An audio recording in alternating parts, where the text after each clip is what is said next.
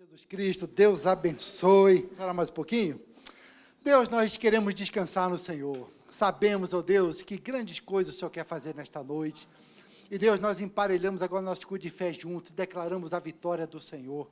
Sabemos, ó Pai, que todos que estão aqui, eles saíram das suas casas, ó Deus, para buscar, não ouvir a palavra do pastor, da pastora, mas ouvir o Senhor. Amém. É o Senhor que vai fazer a diferença.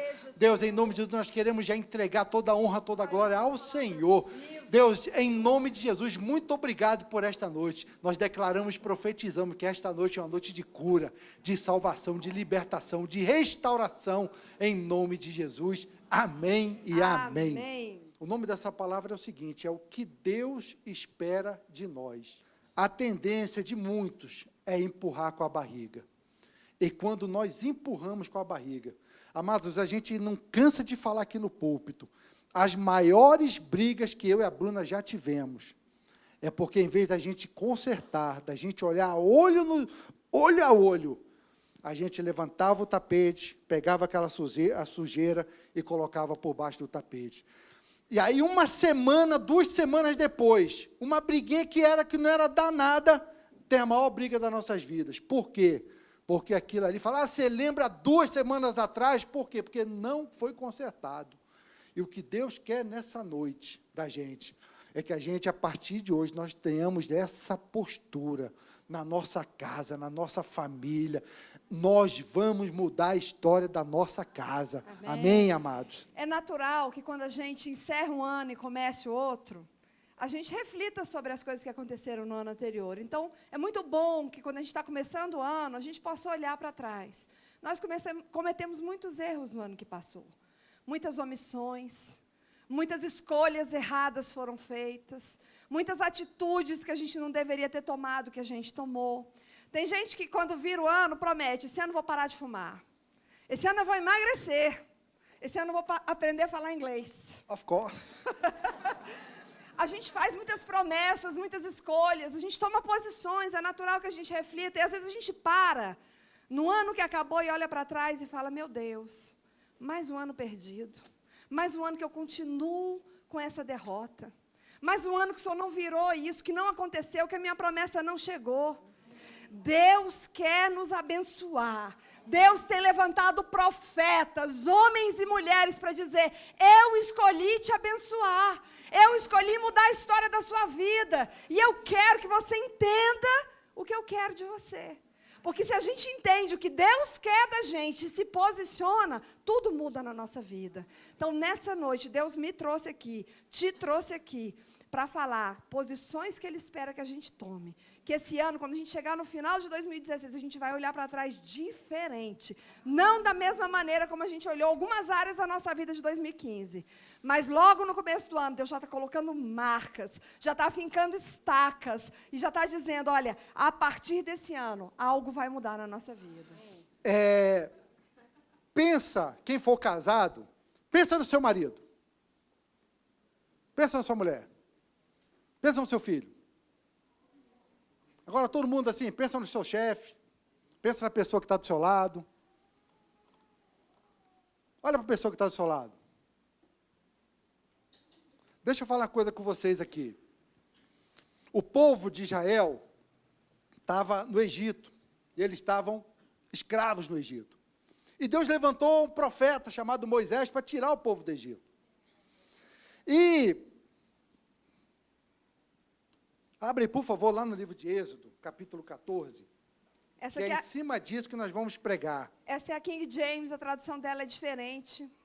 Olha só, o nome dessa palavra que nós falamos assim, o que Deus espera de nós, não é o que Deus espera do seu marido, não é o que Deus espera do seu vizinho, não é o que Deus espera do seu filho, não. O que Deus espera de nós. E lá no versículo 14 de Êxodo, no capítulo 14, no versículo 16, o Senhor fala assim, e tu, levanta o teu cajado, estende a mão sobre o mar e divide-o, para que os filhos de Israel atravessem o mar caminhando sobre o chão seco. Fala assim, sou eu. Sou eu. Fala assim, ó, sou eu. Sou eu. É tu que Deus vai usar para libertar a tua casa. É tu que Deus vai usar para que o teu povo passe sobre pés enxutos no mar. Amém? Aleluia. 1 Coríntios capítulo 4, versículo 20. Diz assim, porque o reino de Deus não consiste de palavras, mas de poder. O reino de Deus não consiste em palavra, mas sim em poder. Amados, quantos crentes que nós conhecemos que conhecem a Bíblia, já leu a Bíblia 40 vezes, sabe tudo da Bíblia, mas leva uma vida que não condiz com o que Deus quer. E não é uma vida de pecado que nós estamos falando, é uma vida de derrota. Porque tem gente que conhece a palavra, mas não conhece o poder de Deus. Quantas vezes a gente fala, a gente prega a palavra na igreja, e as pessoas escutam a palavra, mas não são transformados pela palavra. Eu vou dar um exemplo rapidinho aqui. Esses dias eu fui na casa da minha cunhada, da Silvia, e a Brenda me falou de um pastor chamado Francis Chan. E eu fiquei curiosa, né? E coloquei na internet, comecei a ouvir palavra e pregação desse pastor. E gostei muito de uma. E chamei o Zé e falei, Zé, vem aqui assistir essa pregação comigo. Quem já ouviu aquela pregação que ele faz da corda? Alguém já ouviu? Só a Brenda levantou a mão, é a Silvia?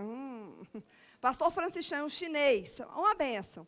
E ele pegou uma corda bem grande, bem comprida, e nessa corda ele falou assim, imagina que essa corda aqui significa a sua vida, a linha da sua vida. Isso aqui é uma linha de tempo da sua vida. E essa corda, ela é infinita, ela não tem fim. Imagina que é uma corda muito comprida e que ela não tem fim nenhum. Ou seja, a nossa vida é eterna. E esse pedacinho aqui da corda é o tempo que a gente tem aqui nessa terra. E esse tanto aqui de fio que sobra para o lado de lá é a eternidade. E tem gente que vive esse pedacinho aqui como se fosse a vida inteira. Pessoas que ficam programando a vida assim, olha, eu vou trabalhar aqui, eu vou juntar dinheiro aqui, eu vou fazer aquela viagem. E aí eu vou trabalhar mais um pouquinho, eu vou estudar bastante, aí eu vou passar naquele concurso. E aí eu vou me esforçar mais um pouquinho, eu vou me consagrar, eu vou me casar. E as pessoas ficam vivendo como se a vida delas fosse só isso aqui. Fazendo escolhas momentâneas.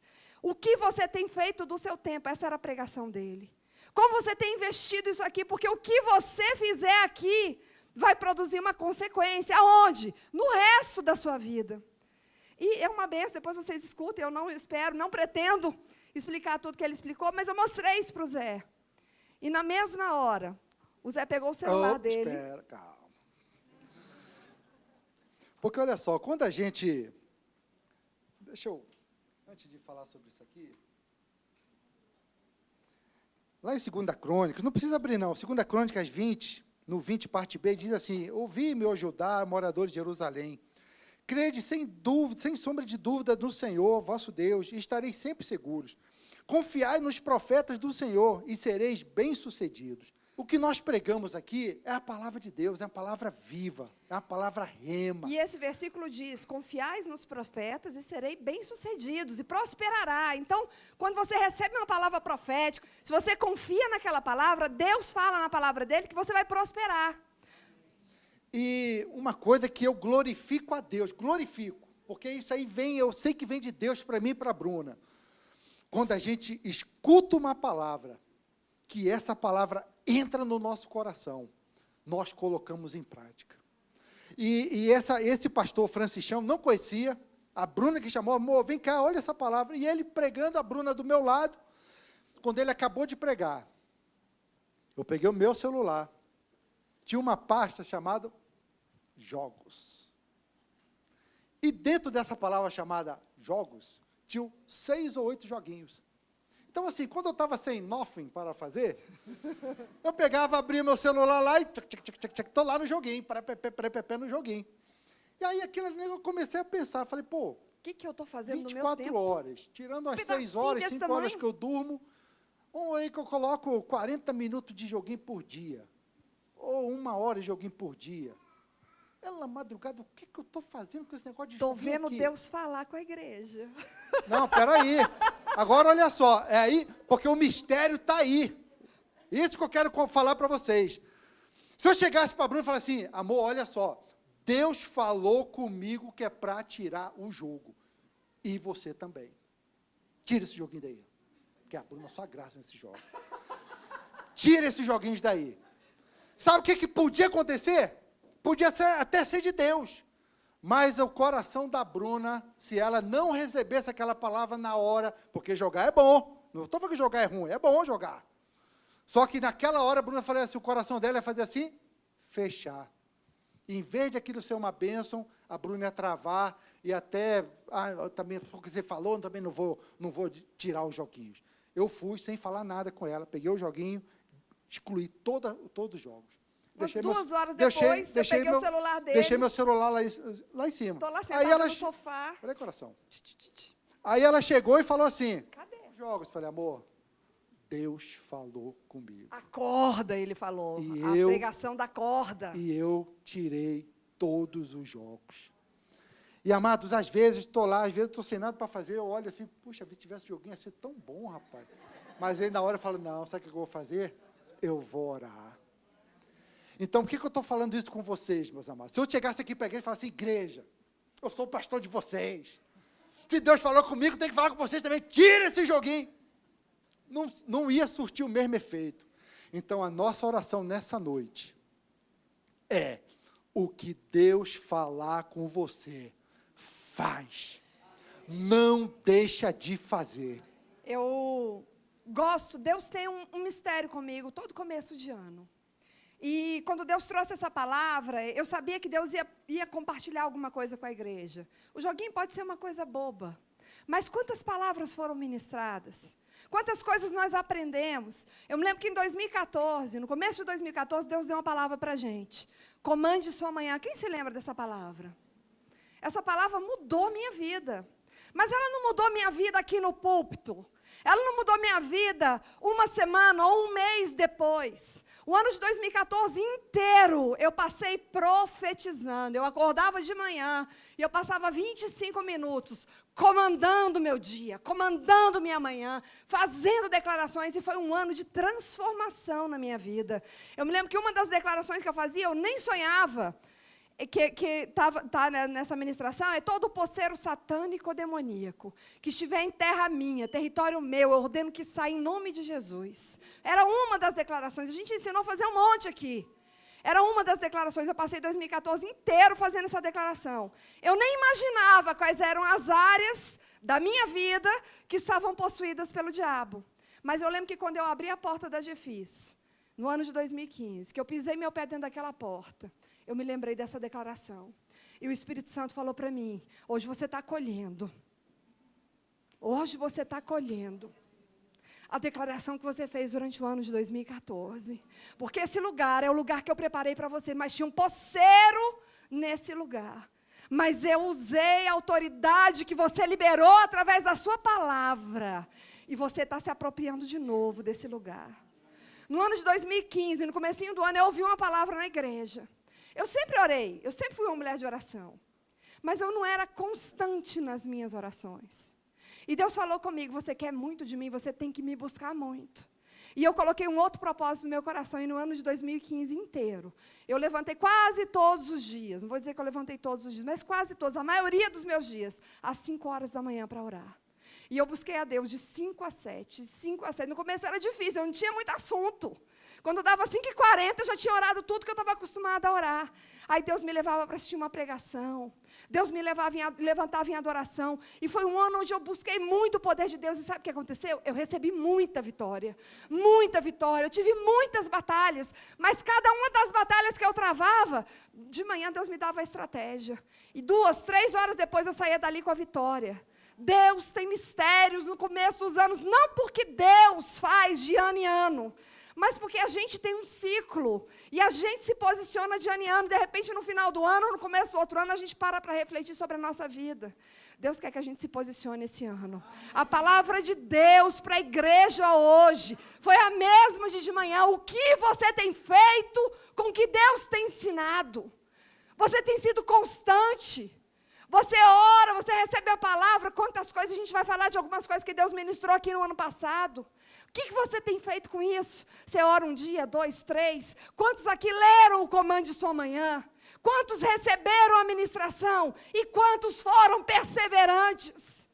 Quantos têm realmente se posicionado diante de Deus? Como uma pessoa que tem sede e fome da presença de Deus, como uma pessoa que crê naquilo que foi ministrado. Se você crê, se você sabe que tem poder naquilo, se você sabe que você vai resgatar aquilo que está roubado de você, por que você para? Por que você desanima? Coloca aí para mim aquela fotozinha. Olha só essa foto que a gente achou. A gente falando sobre perseverança. O cabra aqui está cheio de força. Cheio de força. Está ali o dente rangendo e tal. Chegou no final, ele viu assim, olha, quer saber de uma coisa? Eu já estou aqui nessa parede já tem muito tempo. E eu vou desistir. E aí ele pega, cabisbaixo, derrotado. Olha o pedacinho que estava faltando. Olha só, bem pertinho, olha o que ele tinha lá do outro lado, meu amado. Às vezes, você imagina Daniel, que Daniel orou, jejuou durante 21 dias. Imagina se no 20º dia Daniel tivesse desistido. Nós, às vezes, entregamos o ouro e a nossa vitória está muito perto. Como é que você sabe, meu irmão, que você vai receber a vitória?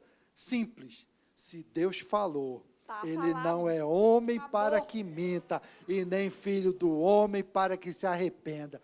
Não importa a pedra, não importa a quantidade, o que importa é o seguinte, se você perseverar, você vai alcançar. E aqui, eu queria que vocês abrissem, por favor, lá em 1 Reis 17, deixa eu dar uma corrida aqui bem rapidinho, 17, do 10 em diante, tem aqui um milagre. A primeira que abriu aqui fala assim, os milagres em Sarepta. Então fala assim, ele partiu em direção a Sarepta e quando chegou à entrada da cidade, estava ali uma viúva apanhando lenha. Ele a chamou e lhe solicitou, traze-me, por favor, uma vasilha com um pouco de água para que possa saciar minha sede. Quando ela estava se retirando para buscar água, ele a chamou uma vez mais e lhe pediu, por favor, traz-me também um pedaço de pão. Ela, no entanto, replicou, tão certo como vive o Senhor teu Deus, juro, por seu nome, que não tenho um bolo sequer, senão estou somente um punhado de farinha numa vasilha e um pouco de azeite na botija. Estou, portanto, apanhando uns 2 gravetos para levar para casa, a fim de poder preparar uma refeição para mim e para meu filho, para que comamos e depois morramos. Elias, porém, lhe assegurou, não temas, vai, faze como disseste, mas primeiro faz para mim um bolo pequeno e traz aqui, depois o farás para ti e para teu filho. Portanto, assim diz o Senhor, Deus de Israel, a farinha da vasilha não se esgotará e o azeite da botija jamais faltará, até o dia que o Senhor fizer chover sobre a terra. Agora, olha só, vamos dizer que essa menina aqui, essa viúva, ela falasse assim, amém, profeta. E ela falasse sim, profeta, eu vou fazer. Ou então você falasse, não vou fazer e não fosse. O milagre não ia acontecer. Ou então se ela falasse assim, amém, eu vou fazer, e não fizesse. Ou então, amém, se eu vou fazer, e começasse a fazer e depois parasse. Mas olha só, o grande entendimento daqui, aqui no versículo 15 diz assim, imediatamente ela foi, e fez tudo segundo a palavra que Elias lhe comunicara. Caiu a ficha ou não caiu a ficha ainda? Mais ou menos? Então, vou ler de novo. Imediatamente ela foi e fez tudo segundo a palavra que Elias lhe comunicara. Assim, ela e sua família comeram fartamente durante muitos dias. A farinha da vasilha não se acabou e jamais faltou azeite puro na botija. Aleluia. Tudo em conformidade à palavra que o Senhor transmitira por meio de Elias. Aleluia. Amados, sai daqui nessa noite e faz o bolo. Não deixa para fazer o bolo na segunda-feira. Não deixa para fazer o bolo na terça. faz o bolo hoje à noite, e a fartura vai vir sobre a tua casa, a fartura vai vir sobre a tua família. Deus vai te usar para você levar você e o teu povo a pés enxutos. Aleluia. Amém, amém, glória a Deus. Durante o ano inteiro, Deus ensinou coisas maravilhosas para gente. Se eu pedisse aqui, todo mundo ia conseguir lembrar de pelo menos uma palavra impactante na sua vida. Mas cada vez que Deus ensina, e muitas revelações tem tido aqui na igreja, muitas, e principalmente muitas estratégias de guerra. O que eu acho isso muito legal é que o filme Quarto de Guerra foi um filme que Deus ministrou estratégia de guerra, não foi para a nossa igreja, foi para o mundo inteiro. O mundo inteiro assistiu a estratégia de guerra. Mas nós aqui na igreja não começamos a ensinar a batalha espiritual depois que passou o quarto de guerra. 3 ou 4 meses antes, o Espírito Santo já tinha dado a direção. Não, e nós preparamos uma palavra em cima de um trailer que nós vimos. Que a gente não conhecia esse filme. Nosso filho lá nos Estados Unidos falou: pai, vê esse filme Quarto de Guerra. Eu falei: filho, ainda não está passando aqui. Eu coloquei na internet, estava lá o trailer, nós preparamos palavra em cima disso. Ou seja, nós ministramos essa guerra espiritual antes do filme. E muito antes, o pastor Clênio já começou com a classe de batalha espiritual. E aí você chega para alguns e fala assim: você for ver Quarto de Guerra? Pastor, eu nunca vi um filme tão tremendo. Pastor, foi o melhor filme que eu já vi em toda a minha vida. Mas deixa eu te falar só uma coisinha. Você está fazendo um quarto de guerra na tua casa? Ó, eu já fiz, pastor. Amém. Eu fiz um quarto lindo, decorei. Ficou a coisa mais linda, o quarto é todo bonitinho, arrumadinho. Já preguei até uns papeizinhos na parede. Mas orou lá dentro? Orou?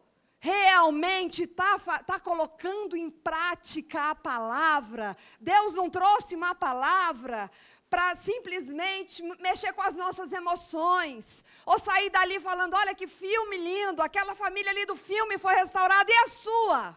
E a minha? Olha que bacana, a profissão ali, as finanças daquela família foi restaurada, e as suas finanças, como é que estão? Como é que está a sua vida? Deus tem colocado ensinamentos dentro da nossa casa. Eu estava falando com o cliente, toda vez que tem uma estratégia nova, eu anoto. Eu anoto, sabe por que eu anoto? Porque se eu não anotar, eu vou esquecer. Se você não anotar, você vai esquecer. Aquela palavra pode ser a palavra mais poderosa. Se você não colocar, por que Deus ensinou a gente no filme a colocar papelzinho na parede? Porque a gente esquece se a gente não anotar. Escrever estratégias. E quando a gente estava preparando a palavra, eu me lembrei de algumas estratégias que Deus nos ensinou. E as estratégias que eu oro todos os dias, porque estão lá anotadas. Vocês lembram quando o pastor Clênio ensinou aqui? Que a gente declara: tu és o Cristo, Filho do Deus vivo. E quando a gente declara isso, o Senhor declara: e tu és a igreja. E sobre a tua vida, e as portas do inferno não prevalecerão contra você. E o que você ligar na terra terá sido ligado no céu. E o que você desligar na terra terá sido desligado no céu. Você ora essa palavra? Você coloca ela em prática? São estratégias espirituais que Deus tem ensinado. Deus faz do jeito que Ele quer. O que nós precisamos fazer é estar na vontade de Deus, fazer o bolo, entregar tudo na presença de Deus, e o mais Ele vai fazer. Sabe por quê? No final, abre aí, por favor, lá no livro de Êxodo, de novo, no 14, Deus fala com Moisés: e tu levanta o teu cajado e estende a mão sobre o mar, divide-o, para que os filhos de Israel atravessem o mar caminhando sobre o chão seco. Antes de você ler a vitória, amor, o que eu acho lindo de Deus é que Ele está trazendo uma palavra, mas Ele não está trazendo uma palavra exortando a gente. Ele não está trazendo uma palavra de dizer assim: ô, relapso, acorda. Quantas palavras você já recebeu? Não está vivendo nada. Não é isso que Deus está fazendo. Ele está falando assim: meu filho, minha filha, eu quero te abençoar. Eu quero te abençoar, eu quero te dar vitória, eu quero que você pule de alegria na frente do inimigo, eu quero que os seus filhos vejam o tamanho do seu Deus, eu quero, meu filho, eu quero, minha filha, e por isso Deus está insistindo, insistindo, insistindo, para que a gente coloque em prática aquilo que Ele tem ensinado. Olha só, Eu vou falar uma coisa aqui desse cântico de louvor de Moisés, porque quando Deus fez, olha só, no versículo 31 de 14, diz assim: Israel viu o maravilhoso poder do Senhor e depositou nele sua confiança, como também em Moisés, seu servo. Deus viu, Deus fez, e o povo viu que Deus é poderoso para fazer. E aí no 15, eu vou falando aqui, nós vamos falar bem alto para o capeta ouvir. Amém. Amém? Então olha só. Esse é o nosso cântico de vitória. Então Moisés e todos os filhos de Israel entoaram este cântico de adoração e louvor ao Senhor. Cantarei ao Senhor, pois triunfou gloriosamente. Amém. Precipitou cavalos e cavaleiros no fundo do mar. Amém. O Senhor é a minha força e o meu canto, a Ele devo a minha salvação. Ele é o meu Deus e eu o louvarei. É o Deus de meu pai, eu o exaltarei. Amém. O Senhor é o grande guerreiro, o seu nome é Yahvé. Amém. Ele lançou no mar os cavalos de guerra, o exército de Faraó. Os melhores oficiais afogaram-se no mar vermelho. Amém. Águas do abismo os encobriram, como pedras se encobriram ao fundo. Amém. Senhor, tua mão direita foi majestosa em poder. Senhor, teu braço forte despedaçou o inimigo. Amém. Em teu triunfo esplendoroso abateste os teus inimigos, enviaste o teu furor flamejante que os consumiu como palha. Amém. Agora olha só. Não precisa dar amém não. O inimigo, porque Deus é bom demais. O inimigo se gabava. Imagina o diabo se gabando. Eu já vi. O inimigo se gabava. Eu os perseguirei e os alcançarei. Tomarei o despojo e os devorarei. Sacarei a minha espada e a minha mão os prenderá. Isso aqui, infelizmente, é o que o diabo tem feito com alguns. Está se gabando, está tirando onda, e está falando assim, ó, eu estou acabando com muitos crentes, estou acabando com o casamento de muitos crentes, estou acabando com filhos de muitos crentes, estou acabando com as finanças de muitos crentes. Mas quando nós nos posicionarmos, no versículo 10 diz assim, mas enviaste, olha só, foi até que o Clênio falou hoje, Deus chegou e falou assim, olha, eu vou mandar um anjo, vamos dizer aqui no céu, um terço foi embora, então tem aqui muitos, então eu vou mandar mais da metade dos meus anjos acabar com esse capeta. Sabe o que Deus fez? Mas enviaste o teu sopro poderoso. Deus não mandou nem anjo, Deus soprou. Deus soprou. Mas enviaste o teu sopro poderoso, e o mar os tragou. Afundaram como chumbos nas águas mais profundas. Quem entre todos os deuses é comparável a ti, Senhor? Amém. Quem é semelhante a ti? Amém. Majestoso em santidade, Aleluia. terrível em façanhas, autor de maravilhas. Glória a Deus. Estendeste a tua mão direita e a terra os engoliu. Aleluia. Amados, Deus vai soprar o inimigo nas nossas vidas. Amém.